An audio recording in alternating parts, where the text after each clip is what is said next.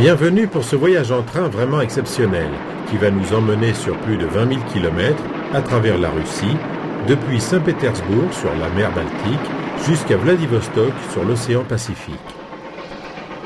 L'ancienne Union soviétique avait une foi absolue dans le chemin de fer, qu'elle considérait comme le mode de transport terrestre le plus efficace et le meilleur moyen d'ouvrir au développement économique des territoires vierges.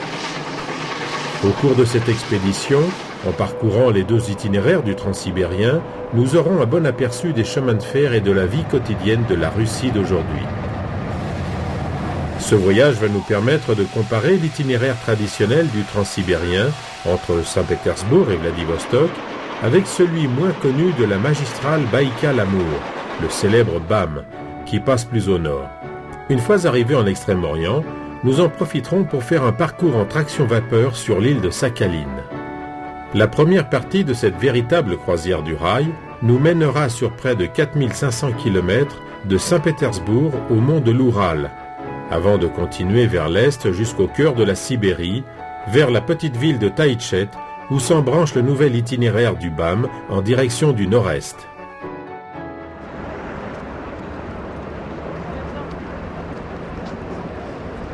Comme de nombreuses autres villes russes, Saint-Pétersbourg possède depuis 125 ans un réseau de tramways très étendu. Les trams sont fréquents et offrent un moyen idéal pour explorer la ville et rencontrer sa population. Beaucoup de familles n'ont pas de voiture, mais les trams relient commodément le centre aux banlieues résidentielles. Le transport public est d'ailleurs très bon marché en Russie, et le tarif de base est indépendant de la distance parcourue. Les voies sont posées à l'écartement large des chemins de fer russes, 1,524 m, ce qui devrait permettre d'y faire circuler de magnifiques nouvelles rames à grande capacité. Mais en attendant, les passagers doivent se contenter de ces rames anciennes de conception soviétique. Le réseau de tramway de Saint-Pétersbourg est le plus étendu du monde. Les extensions du métro seraient en effet très coûteuses, car il faudrait creuser une grande profondeur pour passer sous les nombreux canaux de la ville.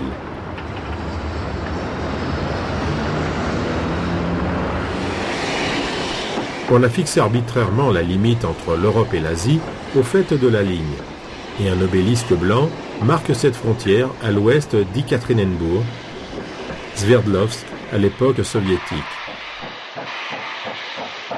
Le train le plus prestigieux pour tracter les P-36 était le rapide Krasnaya Zvezda, l'étoile rouge, mais il a été assuré en traction diesel dès 1958. Quelques-unes de ces machines étaient employées à Lvov, en Ukraine, mais la plupart étaient en service tout au long de l'itinéraire du transsibérien.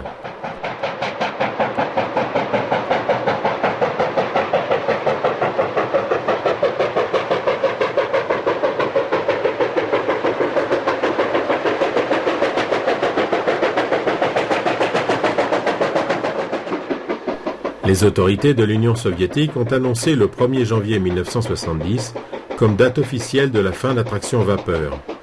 Mais un grand nombre de locomotives étaient encore en service dans les années 70, y compris des P-36.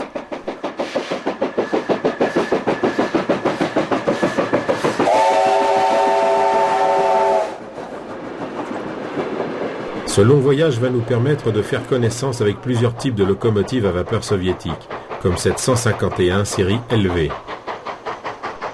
Ces machines ont été les toutes dernières construites en Union soviétique. Leur fabrication a débuté en 1954 et 2 ans plus tard, lorsque les autorités décidèrent de mettre fin à la traction vapeur, 522 unités étaient déjà sorties d'usine.